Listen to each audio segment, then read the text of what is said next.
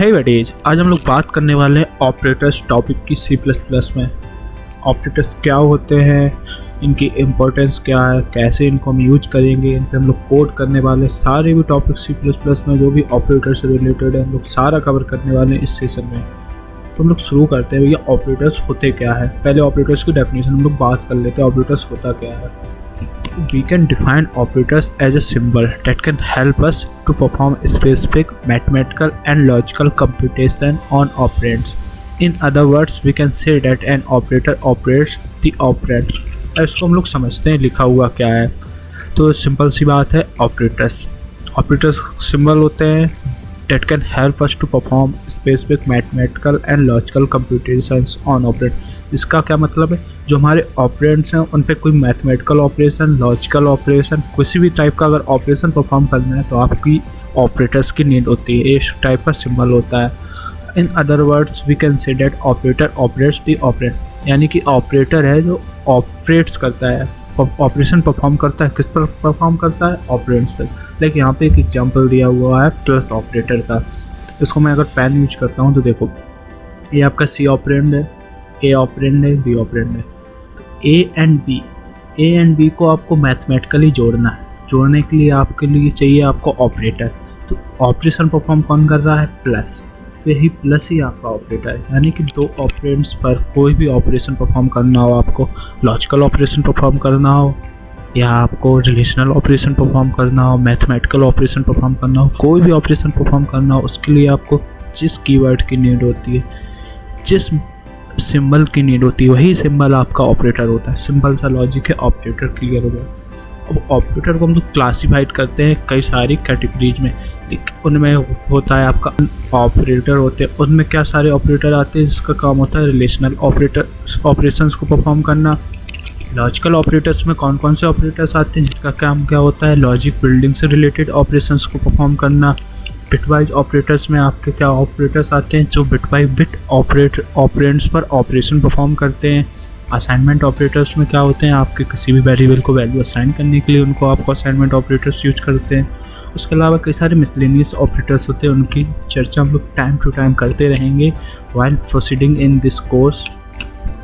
सबसे पहले हम लोग बात करते हैं अरिथमेटिक ऑपरेटर्स होते क्या हैं। अरिथमेटिक ऑपरेटर्स मैंने बताया जिनका काम क्या होता है, मैथमेटिकल ऑपरेशन परफॉर्म करना। You have plus, addition operator, subtraction operator, multiplication operator, minus operator, इस पर भी हम लोग चर्चा करेंगे।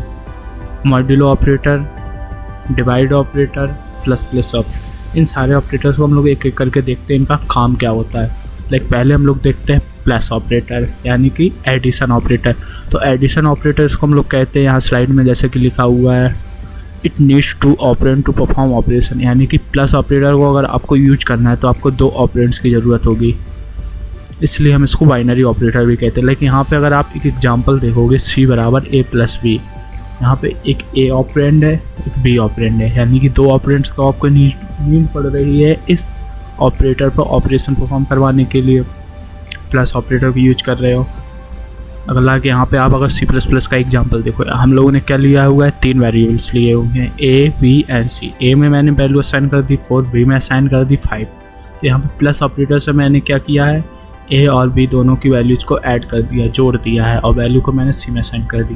तो अगर आप इसको आउटपुट लोगे, क्या आने वाला है, 4 + 5 9 आने वाला है। यानी कि प्लस ऑपरेटर यहाँ पे क्या ऑपरेशन परफॉर्म कर रहा है, दो ऑपरेंड्स को जोड़ के वैल्यू दे रहा है। ये बाइनरी ऑपरेटर हो गया। तो यहाँ पे अगर आउटपुट आता है, इसका 9 आउटपुट आ जाता है। सेम टाइप से काम क्या होता है आपका सब्ट्रैक्शन ऑपरेटर। सब्ट्रैक्शन ऑपरेटर क्या करता है, यूज टू सब्ट्रैक्ट 2 ऑपरेंड्स, यानी कि दो ऑपरेंड्स को एक ऑपरेंड से दूसरे ऑपरेंड्स को घटाना, उसी को कहते हैं हम लोग सब्ट्रैक्शन ऑपरेटर। इसमें भी दो ऑपरेंड्स की नीड होती है और इसलिए इसको भी हम लोग बाइनरी ऑपरेटर कहते हैं। यानी कि सेम एग्जांपल अगर हम लोग यहाँ पे देखते हैं, सी बराबर ए माइनस बी, यानी कि मैंने में सेम तरह से मैंने ए में 9 असाइन किया है, बी में 2 असाइन किया है, सी में ए माइनस बी असाइन किया है।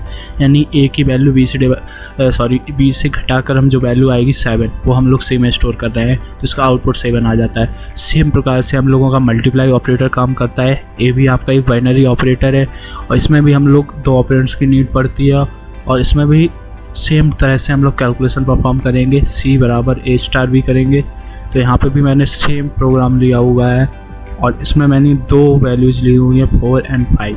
4 को ए में स्टोर किया गया है, 5 को बी में स्टोर किया गया है। सेम है, मैंने ए मल्टीप्लाई बाई बी किया हुआ है। तो इसमें जो सी में जो वैल्यू स्टोर होने वाली है 4 क्रॉस 5 यानी 4 मल्टीप्लाई बाई 5, 20 वैल्यू स्टोर होगी आपकी सी में। आउटपुट आपका 20 आ गया।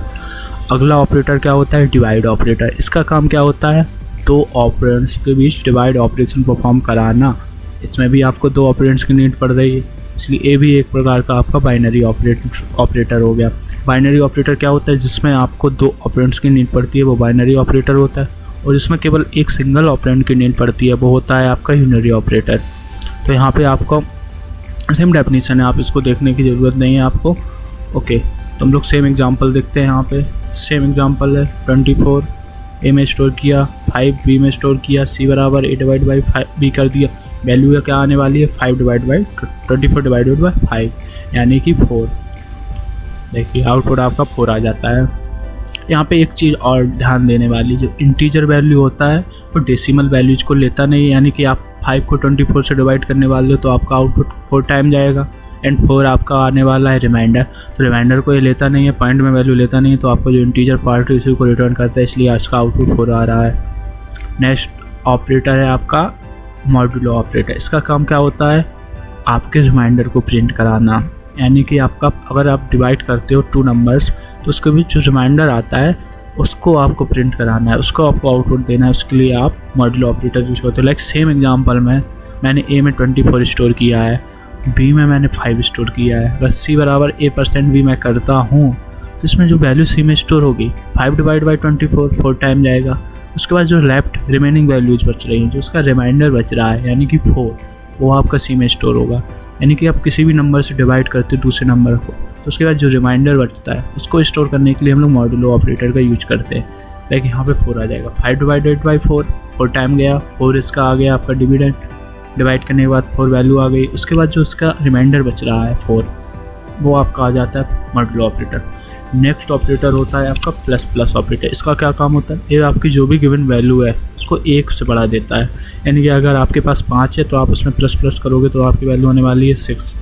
और इसमें केवल आपको एक ऑपरेंड की नीड पड़ती है, इसलिए आप इसको हम लोग कहते हैं यूनिरी ऑपरेटर। देखिए यहाँ पे एक एग्जांपल मैंने लिया हुआ है प्लस प्लस ए, यानी कि ए में जो भी वैल्यू हो उसको 1 बढ़ा दो। तो इसमें मैंने ए में ले दिया 4, तो बी किया मैंने अगर प्लस प्लस ए, यानी कि 4 में 1 बढ़ा दो, यानी कर दो क्या 5।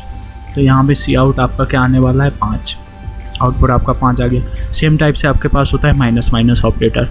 इसका काम क्या होता है? इसको हम लोग कहते हैं डिक्रीमेंट ऑपरेटर। इसका काम सेम होता है, इसमें वैल्यू आप एक डिक्रीज करके 1 से कम कर देता है, यानी कि अगर आपके पास 5 है तो वैल्यू डिक्रीज करके 4 कर देगा। इसमें सिंगल ऑपरेंड की नीड होती है, इसलिए इसको हम लोग कहते हैं यूनरी ऑपरेटर। सेम एग्जांपल मैंने यहाँ भी लिया हुआ है, p equal to minus minus A. अगर इसको भी मैं अगर प्रोग्राम में रन कराता हूँ, a को 4 लेके b माइनस माइनस ए कराता हूँ, सी आउट करा देता हूँ b को, तो वैल्यू आपकी आने वाली है 3। देखिए नेक्स्ट ऑपरेटर्स होते हैं हम लोगों के असाइनमेंट ऑपरेटर्स। असाइनमेंट ऑपरेटर्स में बहुत सारे ऑपरेटर्स होते हैं, लेकिन एक सबसे मेन इंपॉर्टेंट ऑपरेटर होता है जो हम लोग यूज करते हैं, वो होता है इक्वल टू, यानी कि किसी भी वेरिएबल को वैल्यू असाइन करना। लाइक यहाँ पे मैंने x को 5 असाइन कर दिया, यानी कि जो 5 है वो x का हो चुका है, यानी अगर आप कहीं भी x लिखोगे तो उसकी वैल्यू 5 की मानी जाएगी। अगर आप लाइक यहाँ पे सी आउट x करते हो तो प्रिंट 5 होने वाला है, क्योंकि जो x की वैल्यू है 5 में स्टोर हो चुकी है, x की वैल्यू 5 में असाइन हो चुकी है। इसके अलावा आपके पास और असाइनमेंट ऑपरेटर होते हैं, like plus equal to, minus equal to, multiply equal to, divide equal to, modulo equal to, काफ़ी सारे प्लस असाइनमेंट ऑपरेटर्स होते हैं। उन सारों के बारे में हम चर्चा करते रहेंगे time to time while proceeding in this course. इस कोड में हम लोगों ने क्या किया है, ए को मैंने 23 से असाइन कर दिया है, बी को मैंने 5 से असाइन कर दिया है। उसके बाद मैंने cout A and cout B, यानी कि ए की वैल्यू मैंने प्रिंट कराई हुई है, मैंने बी की वैल्यू प्रिंट कराई हुई। उसके बाद मैंने एक इंटीजर ऐड करके मैंने एक लिया हुआ वेरिएबल, उसमें मैंने क्या वैल्यू प्लस ऑपरेटर का यूज करके मैंने ए एंड बी को दोनों का ऐड करके वैल्यू स्टोर की हुई है। उसके बाद मैंने सब्ट्रैक्शन में क्या यूज स्टोर किया हुआ है, ए माइनस बी करके स्टोर किया हुआ है। उसके बाद मल्टीप्लाई में ए एंड बी की वैल्यू को मल्टीप्लाई करके स्टोर किया हुआ है। डिवीजन में ए एंड बी की वैल्यू डिवाइड करके स्टोर किया हुआ है। और रिमाइंडर में क्या हुआ, ए की value 23 by remainder by B की वैल्यू 5, यानी कि हम लोगों ने सारे वैल्यू को डिक्लेयर कर लिए हैं इस addition, subtraction, multiplication, division and modulo operators. इसमें हम लोग क्या करने वाले, सारे ऑपरेशन परफॉर्म करेंगे, सारों का आउटपुट प्रिंट करने आने वाले हैं, इससे कि आपको और ज़्यादा अच्छे से टॉपिक क्लियर हो जाएगा अरिथमेटिक ऑपरेटर्स परफॉर्म कैसे करते हैं। लाइक यहाँ पे जो हम लोगों का आउटपुट आएगा उससे आपको बहुत सारी चीज़ें क्लियर होने वाली। लाइक सेम जगह पे मैंने ए एंड बी, ए में मैंने 23 असाइन किया हुआ है, बी में 5 असाइन किया हुआ। जब मैंने एडिशन ऑपरेटर का यूज किया तो ए प्लस बी हो गया, यानी प्लस ऑपरेटर का यूज किया है तो ए प्लस बी, यानी कि 23 प्लस 5 28। अब मैंने सब्ट्रैक्शन ऑपरेटर का यूज किया, जहाँ पे मैंने क्या किया हुआ है, ए माइनस बी, यानी कि जो भी ए की वैल्यू है उसमें बी की वैल्यू घटा दो, यानी 23 माइनस 5 क्या हो गया है 18। नेक्स्ट ऑपरेटर मैंने क्या यूज किया हुआ है, मल्टीप्लिकेशन ऑपरेटर, यानी क्या है, ए एंड बी की वैल्यू को आपस में मल्टीप्लाई कर दो, यानी 23 इंटू 5 यानी कि 115। नेक्स्ट ऑपरेटर यूज क्या किया हुआ है मैंने, डिवीजन ऑपरेटर। इसका काम क्या है, ए डिवाइडेड बाई बी, यानी कि ए को बी से डिवाइड कर दो, यानी कि 23 को 5 से डिवाइड कर दो, वैल्यू क्या आने वाली है 4, डिवीजन 4 आने वाला है। नेक्स्ट थिंग मैंने क्या किया है, इसका मॉड्यूलो निकाला हुआ है, ए मॉड्यूलो वी, यानी कि ए को अगर हम लोग बी से डिवाइड करते हैं तो रिमाइंडर कितने आने वाला है, तो कितने आने वाला है 3। सेम तरह से हम लोगों ने कितने 4 या 5, हाँ 5 ऑपरेटर्स को मैंने समझाया, addition operator, subtraction operator, multiplication operator, division and remainder operator. Next 2 operator हम लोगों के रह जाते हैं, प्लस प्लस, माइनस माइनस। वो थोड़ा कॉम्प्लेक्स टॉपिक है, इसके लिए मैं इसको अभी कमेंट आउट करता हूँ इस वाले कोड को और उस पर आता हूँ वो कैसे परफॉर्म कर रहा है वर्क। सारा कोड आपको डिस्क्रिप्शन में लिंक मिल जाएगी coderka.com की, वहाँ से आपको सारा कोड मिल जाएगा, कोई वरी करने की ज़रूरत नहीं है। इसके बाद हम लोग अब देखते हैं increment and decrement operator in C++। Like सबसे पहले हम लोग समझते हैं इंक्रीमेंट ऑपरेटर। थ्योरी मैंने पूरी समझा दी है आपको, क्या होता है वैल्यू 1 से इंक्रीज करना।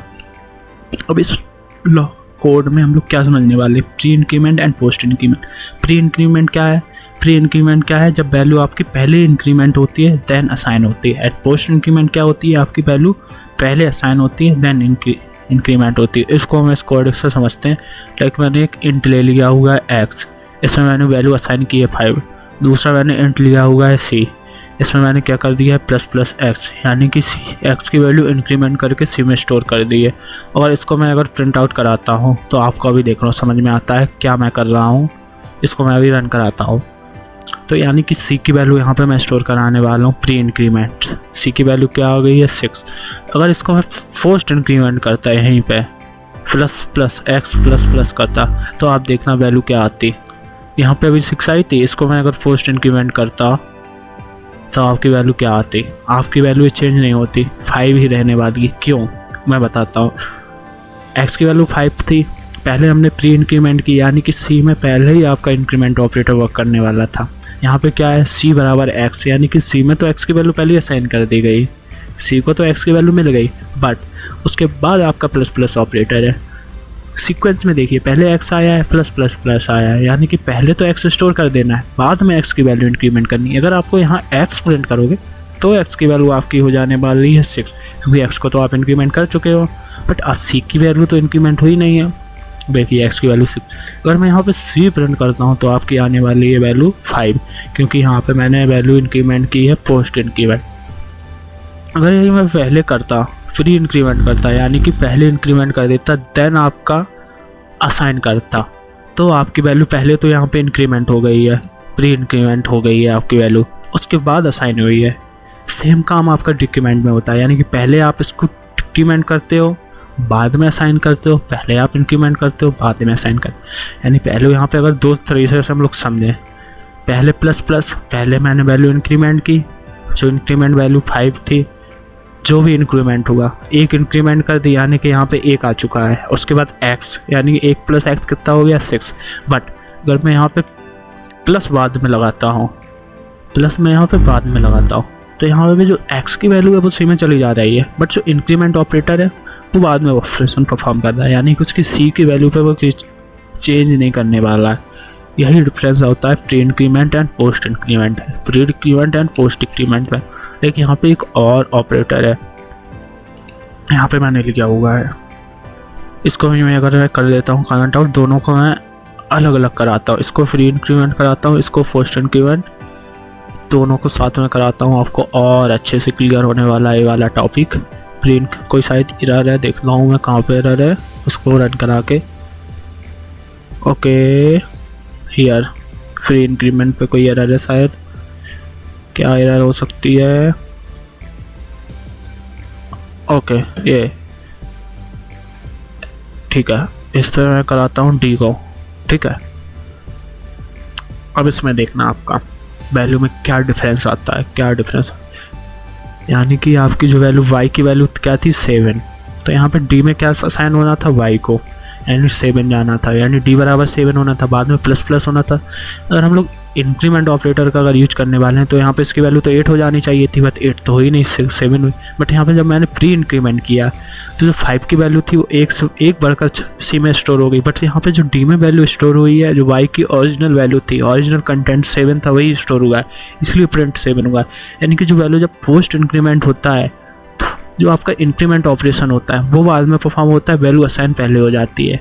सेम तरह से जब अगर हम लोग प्री इंक्रीमेंट करते हैं तो इंक्रीमेंट पहले हो जाता है, बाद में वैल्यू असाइन होती है। यानी कि x की वैल्यू हम लोग पहले इंक्रीमेंट कर चुके हैं, बाद में 6 में असाइन की है, बाद में c ने x की वैल्यू 6 ली है, बट यहाँ पे जो d ने y की वैल्यू ली है पहले ही 7 ले ली है, बाद में हम लोगों ने इसको इंक्रीमेंट किया है।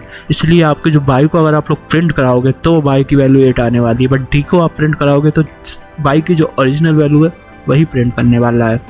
आई होप आपको increment operator, decrement operator, pre increment, post increment and जो हमारे अरिथमेटिक सारे ऑपरेटर्स हैं इनका कॉन्सेप्ट क्लियर हो गया होगा। ये सारा जो कोड है आपको कोडेटका की वेबसाइट से बड़ी आसानी से मिल जाएगा, डिस्क्रिप्शन में आपको लिंक मिल जाएगी, वहाँ से डायरेक्ट आप कोडिंग सेशन पे पहुँच जाएंगे और अपना कोड आप वहाँ से ले सकते हैं, सारा कोड आपको मिल जाएगा। नेक्स्ट लेक्चर में हम लोग बात करने वाले हैं सारे जो रिलेटेड टॉपिक्स है इससे, relational operators, logical operators, bitwise operators, ETC, इन सब पे हम लोग बात करेंगे।